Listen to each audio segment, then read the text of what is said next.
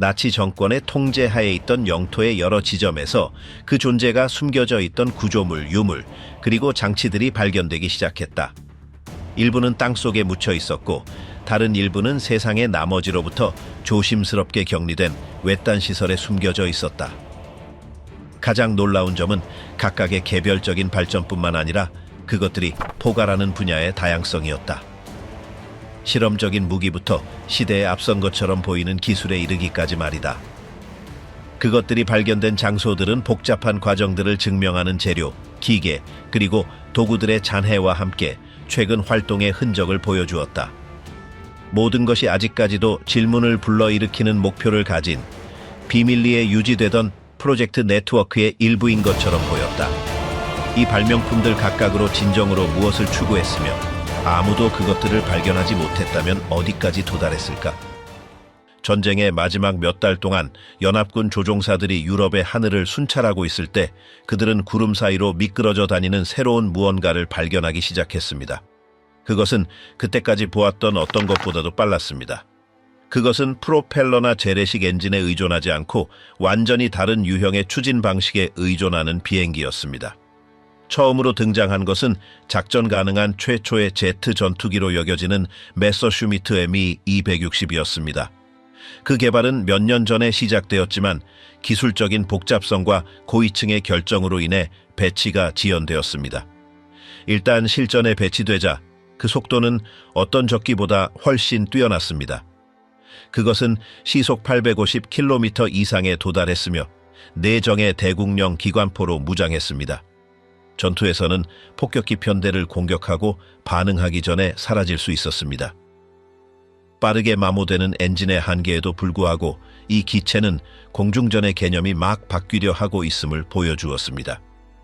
그 변화는 연합군이 독일 영토에 진입하여 알려진 어떤 것과도 닮지 않은 설계를 발견했을 때 더욱 분명해졌습니다.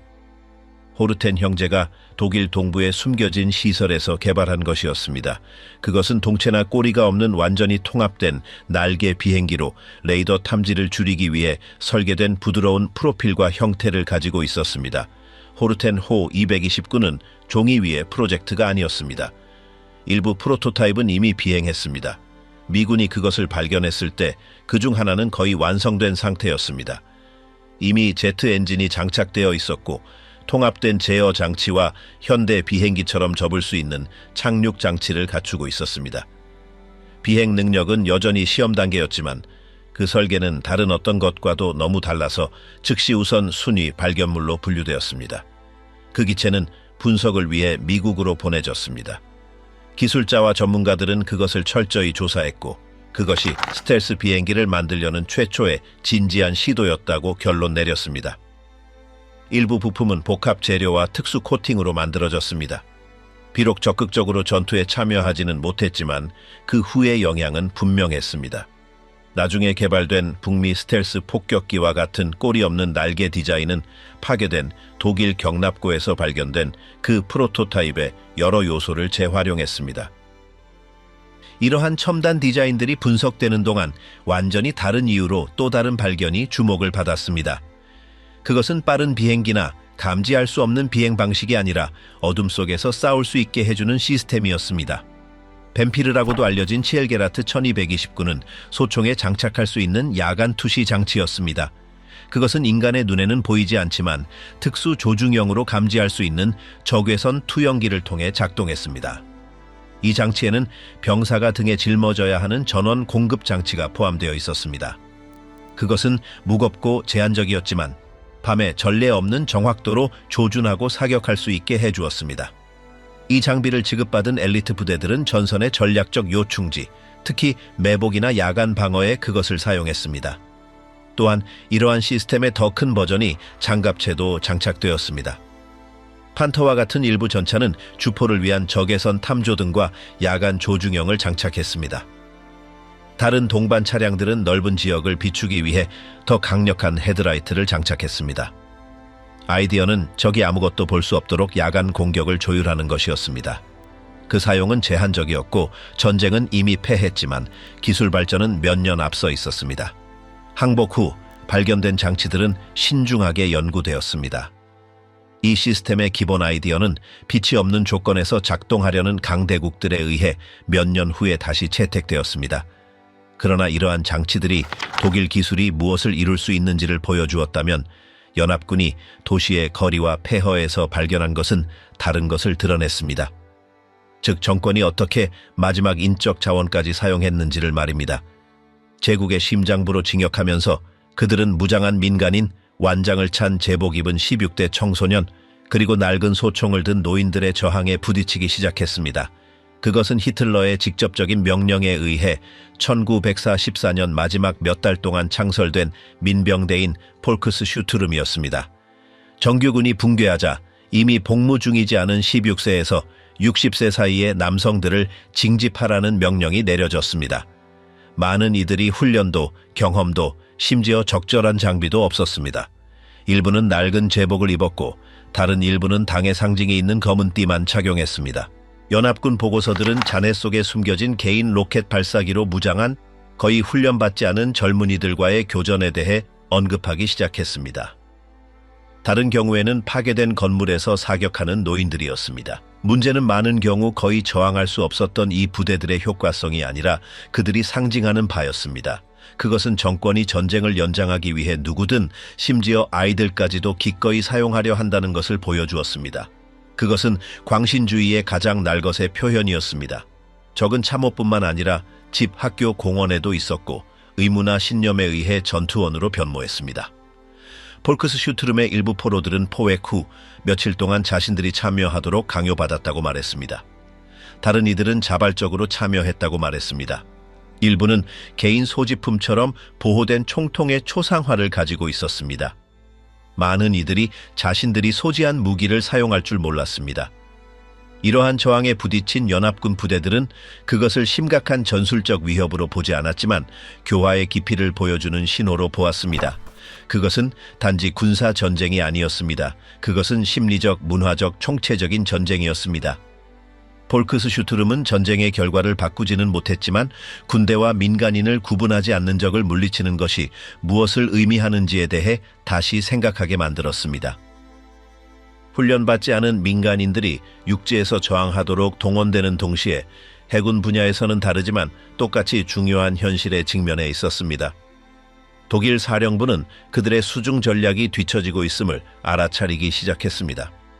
분쟁의 첫 몇 년 동안 대서양에서 큰 피해를 입혔던 잠수함들은 이제 연합군 시스템에 의해 더 쉽게 탐지되고 추적당하며 파괴되었습니다.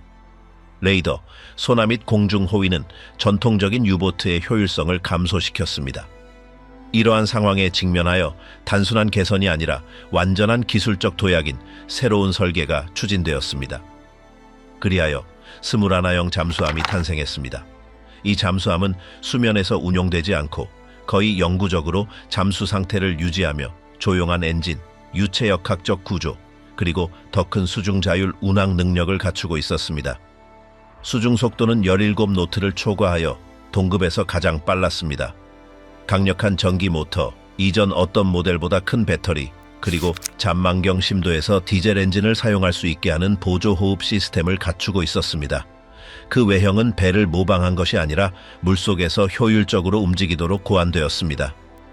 뱃머리에는 6개의 어로의 발사관이 있었고 몇 분 안에 또 다른 전체 어로에 장전을 준비할 수 있는 재장전 시스템과 자체 신호를 방출하지 않고 탐지할 수 있는 고급 수동 센서가 있었습니다. 가장 눈에 띄는 것은 성능뿐만 아니라 건조 방식이었습니다.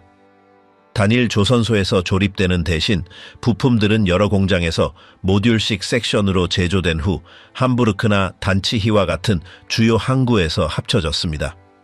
이러한 생산 방식은 시간을 단축하고 폭격으로부터 건조를 보호하고자 했지만 조립상의 복잡성과 품질 변동을 야기했습니다. 진수된 100척 이상의 잠수함 중 소수만이 종전 전에 작전 준비를 마칠 수 있었습니다. 그중 하나인 U-2511은 임무를 수행하러 나섰지만 항복 소식이 알려지자 공격을 중단하라는 명령을 받았습니다. 연합군이 완성되었거나 건조 중인 잠수함들이 정박해 있던 항구를 조사했을 때 그들은 본 것에 놀랐습니다. 해군 엔지니어들은 도면, 내부 배치, 전기 시스템, 밸브 및 사용된 강철 유형을 검토했습니다. 그들은 단순히 개선된 것이 아니라는 것을 발견했습니다. 21형 잠수함은 잠수함전을 이해하는 새로운 방식을 제시했습니다. 더 이상 나타나서 발사하고 사라지는 방식이 아니라 숨어있고 조용히 움직이며 아래에서 공격하고 어떤 공중 또는 수면 탐지 범위 밖에서 유지하는 방식이었습니다. 그 자율성, 빠른 재장전 능력, 그리고 내부 구성은 며칠 동안 부상하지 않고 작전할 수 있도록 했습니다. 그것은 아직 시작되지 않은 유형의 전쟁을 위해 고안된 플랫폼이었습니다. 포획된 잠수함들은 여러 나라로 보내졌습니다. 하나는 미국으로 보내져 시험에 사용되었고 USS N300이라는 이름을 받았습니다. 다른 하나는 소련으로 이전되어 이후에 더 진보된 등급의 모델들의 기반이 되었습니다. 내부 기술, 격실 배치, 이중 선체 구조 및 자동 장전 시스템은 소련과 서방 모두의 이후 설계에 직접적인 영향을 미쳤습니다. 프랑스와 영국의 해군 또한 확장된 자율성 및 더 기능적인 내부 설계와 같이 21형 잠수함에서 파생된 개념들을 통합했습니다. 지도의 다른 지점에는 기술 혁신이 아니라 전멸의 논리가 어디까지 확장될 수 있는지를 보여주는 잔혹한 증거가 기다리고 있었습니다. 소련군이 1945년 1월 27일 아우슈비츠의 철책을 통과했을 때 그들은 무너진 구조물과 해골 같은 형상뿐만 아니라 알려진 어떤 범죄의 개념을 뛰어넘는 살인기계의 물질적 증거를 발견했습니다. 검게 그을린 폐허, 밀폐된 가스실, 비어있는 시한화물 기반 살충제 용기, 그리고 불에 탄 사람들의 잔해 사이에서 조직적인 살인의 기술적 중심이 드러났습니다. 그 풍경 안에서 가스실은 제거 작업이 수치적 정확성과 공장식 논리로 국가의 일상적인 업무가 되었음을 직접적으로 보여주었습니다. 그 과정에 강제로 참여했던 사람들의 이야기, 즉 존 더 코만도, 유대인 수감자들의 이야기는 그 도구가 기계적 관점과 감정적 관점 모두에서 어떻게 작동했는지 이해하는 데 도움이 되었습니다. 그들 중 다수는 자신의 임무를 마친 후 제거될 것이라는 것을 알았지만 그럼에도 불구하고 흔적을 남겼습니다. 숨겨진 서류, 다른 수감자들에게 전해진 말, 혹은 나중의 고백들이 그것입니다. 그들의 이야기에는 개별적인 처형에 대한 언급이 아니라 대량 생산에 대한 내용이 담겨 있었습니다. 사람들은 거짓 샤워실과 나무 벤치가 있는 밀폐된 장소로 속임수를 통해 인도되었습니다. 그들은 옷을 가지런히 놓아두고 갈고리 번호를 기억하라는 요청을 받았습니다. 문이 닫히자마자 지클론 B는 천장이나 측면의 구멍을 통해 투입되었습니다. 공기와 접촉하자 치명적인 가스가 방출되어 몇 분 안에 질식시켰습니다. 일부 생존자들은 가슴을 찢는 듯한 비명, 벽에 남겨진 손톱 자국, 아이들을 안고 있는 어머니들을 언급했습니다. 반면에 다른 사람들은 가스가 이미 효과를 발휘했을 때 남겨진 완전한 침묵에 대해 이야기했습니다. 고통이 끝난 후에는 완전한 정적만이 있었습니다. 공간을 환기하고 문을 열자 존 더 코만도 요원들이 시신을 치우기 위해 들어왔습니다. 작업은 빠르고 감정 없이 진행되어야 했습니다. 머리카락은 잘리고 금리는 뽑히고 시신은 화장 과정을 용이하게 하기 위해 크기별로 정리되었습니다. 그 장소는 오래 비어 있으면 안 되었습니다. 밖에는 또 다른 줄이 기다리고 있었습니다.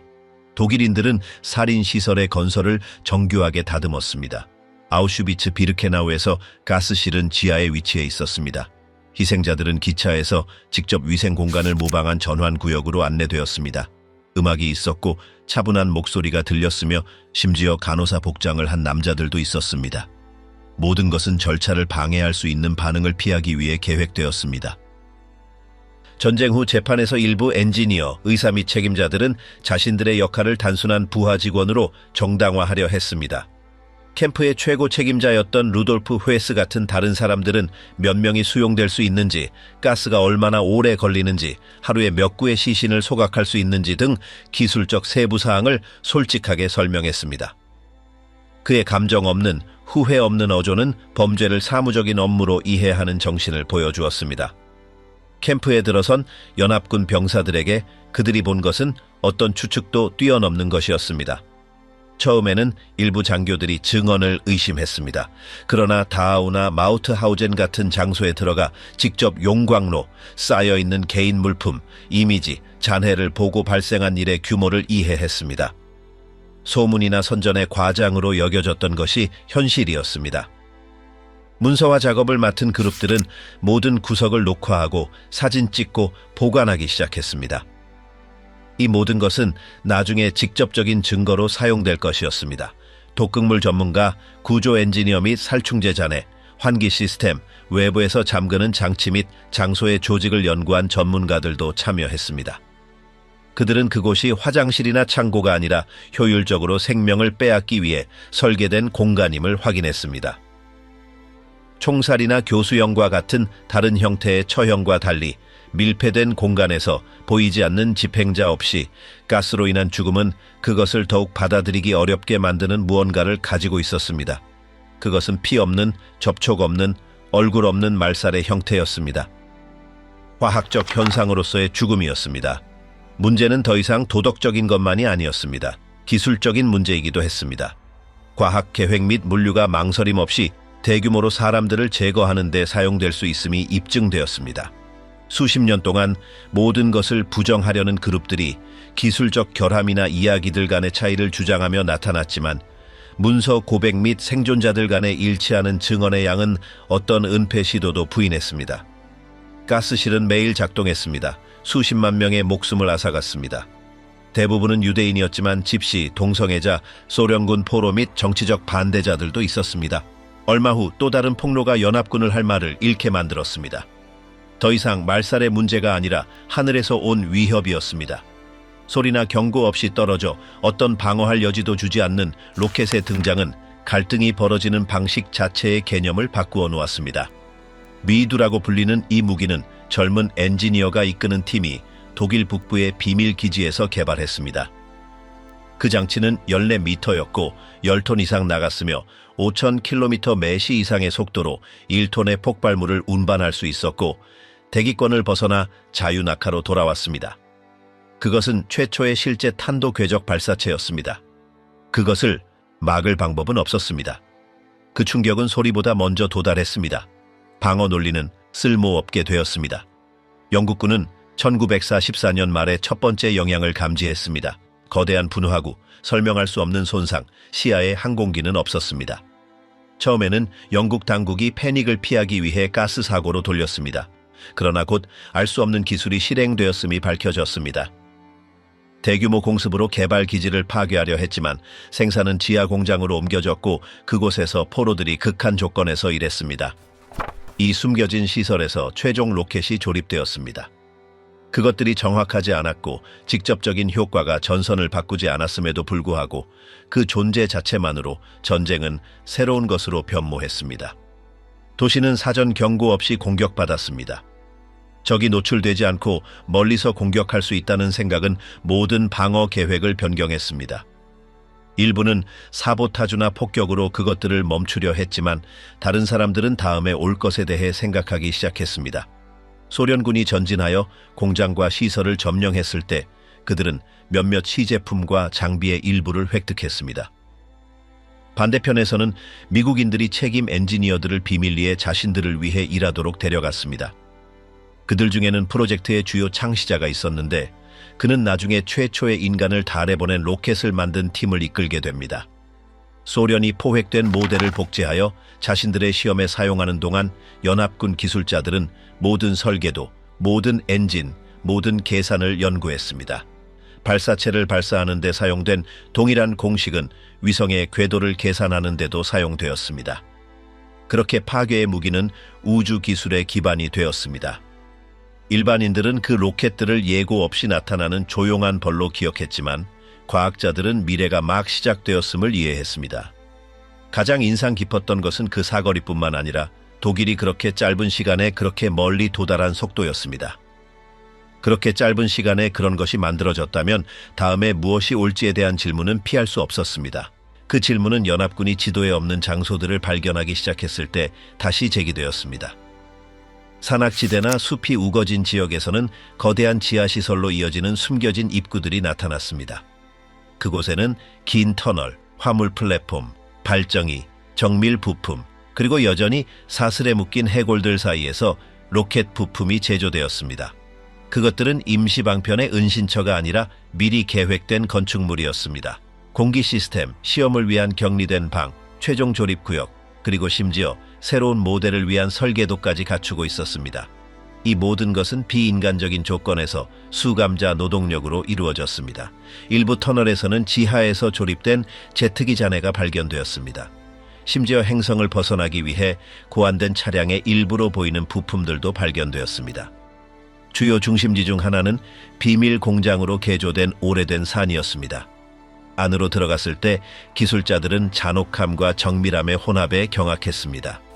도시들이 폐허가 되는 동안 그곳 지하 깊은 곳에서는 생산 라인이 계속 작동하고 있었습니다.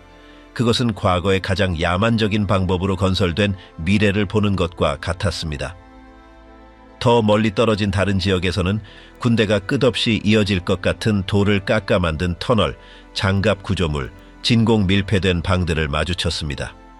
일부는 그것들이 지도자들의 은신처라고 믿었습니다. 다른 사람들은 더 위험한 무기가 준비되고 있다고 생각했습니다. 이 모든 것은 전쟁이 지하에서 시야에서 멀리 떨어져 상상할 수 없는 도구들로 계속될 수 있었다는 느낌을 불러일으켰습니다. 그 기술이 적의 손에 넘어가는 것을 막기 위해 고위 지휘관들은 어떤 물체, 설계도 또는 과학자라도 시급히 회수할 것을 명령했습니다. 그것은 단순히 전쟁을 끝내는 문제가 아니라 다음 전쟁에서 이점을 줄 수 있는 것을 확보하는 문제였습니다. 그리고 그 혼란 속에서 훨씬 더 작지만 똑같이 충격적인 마지막 놀라움이 나타났습니다. 유럽의 한 구석에서 전문가들은 당시에는 겨우 상상만 가능했던 아이디어에서 나온 것 같은 것을 발견했습니다. 바로 실제로 날아다니는 헬리콥터였습니다. 모형이나 시제품이 아니라 산을 넘고 배에서 이륙하여 순찰이나 구조 임무를 수행했던 기능적인 장치들이었습니다. 그 모델 중 하나는 양쪽에 위치한 2개의 큰 로터를 가지고 있었는데 이것이 안정성을 제공했습니다. 그것은 1톤을 운반하고 180km 매 시를 초과하는 속도를 낼 수 있었으며 어려운 지형에서도 운용할 수 있었습니다. 더 작은 다른 모델은 배에서의 관측을 위해 설계되었습니다. 후방 프로펠러 사용을 피하는 동기화된 로터를 가지고 있었고 작은 갑판에서 이륙하여 활주로 없이 돌아올 수 있었습니다. 그것은 민첩하고 빠르고 조용했습니다. 일부는 이미 실제 임무에 사용되고 있었습니다. 연합군 조종사들이 그 잔해들을 보았을 때 그들은 자신들이 모르는 사이에 어떻게 그렇게 발전된 것이 건설되었는지 이해하지 못했습니다. 그 부품들을 검토한 기술자들은 그들의 자체 모델과 비교했을 때 그것이 훨씬 앞서 있었다고 말했습니다. 설계도들이 회수되었고 책임자들은 신문받았으며 심지어 일부 장치들은 시험을 위해 재조립되었습니다. 그것은 거대한 기계도 결정적인 무기도 아니었습니다. 그러나 그것은 전쟁이 속도나 고도 없이 단순히 하늘에 떠서 보고 운반하거나 탈출하면서 공중에서도 싸울 수 있음을 보여주었습니다. 그것은 전투를 이해하는 또 다른 방식이었습니다. 그때까지는 불가능해 보였던 방식이었습니다. 전쟁의 마지막 단계에서 연합군 사령부는 알려진 재래식 포병 규칙을 따르지 않는 새로운 유형의 독일 무기에 대한 보고를 받기 시작했습니다. 이것은 항공기에서 투하된 폭탄이나 자유 낙하 로켓이 아니라 목표물을 향해 하강하는 동안 원격으로 유도되는 발사체였습니다. 가장 잘 알려진 것은 프리츠 X였는데 겉보기에는 평범해 보였지만 제어 표면과 무선 유도 시스템을 포함하여 조작자가 투하 후 궤적을 수정할 수 있도록 한 대함 폭탄이었습니다. 이것은 1943년에 전투에 처음 사용되었으며 그 영향은 즉각적이었습니다. 목표 중 하나는 이탈리아 전함 로마였는데 정확하게 명중된 후 침몰하여 1000명 이상의 해군 장병이 사망했습니다. 또한 영국 워스파이트호나 미국 사바나오와 같은 다른 연합군 함대도 심각하게 손상되었습니다. 프리츠 X와 함께 헨쉘 293, 헨쉘 293이 등장했는데 날개와 엔진, 원격 유도 기능을 갖춘 발사체로 하강하는 동안 시각적으로 조종할 수 있었습니다. 이것은 첫 번째 것보다 관통력이 약했지만 더 가벼운 선박에는 효과적이었습니다. 두 경우 모두 발사 항공기에서 후방 조명탄을 통해 궤적을 추적하여 유도가 이루어졌습니다. 최적의 조건과 잘 훈련된 조작자가 필요했지만 이것들은 원거리에서 실시간으로 방향을 조절하고 반복 사격이 필요 없는 완전히 새로운 공격 방식을 도입했습니다. 처음으로 단 하나의 유도 발사체가 완전한 함선을 무력화시킬 수 있음이 입증되었습니다. 이러한 무기가 해군 계획에 미친 영향은 즉각적이었지만 연합군이 얼마 후 지상에서 발견한 것은 그들을 훨씬 더 놀라게 했습니다. 프랑스 북부 해안 근처에 묻혀있는 그들은 채널 해협을 향해 거대한 대포들이 겨누고 있는 강화 콘크리트 시설을 발견했습니다. 이것들은 항공기나 로켓 없이 런던을 지속적으로 폭격하기 위해 고안된 B3 프로젝트의 일부였습니다.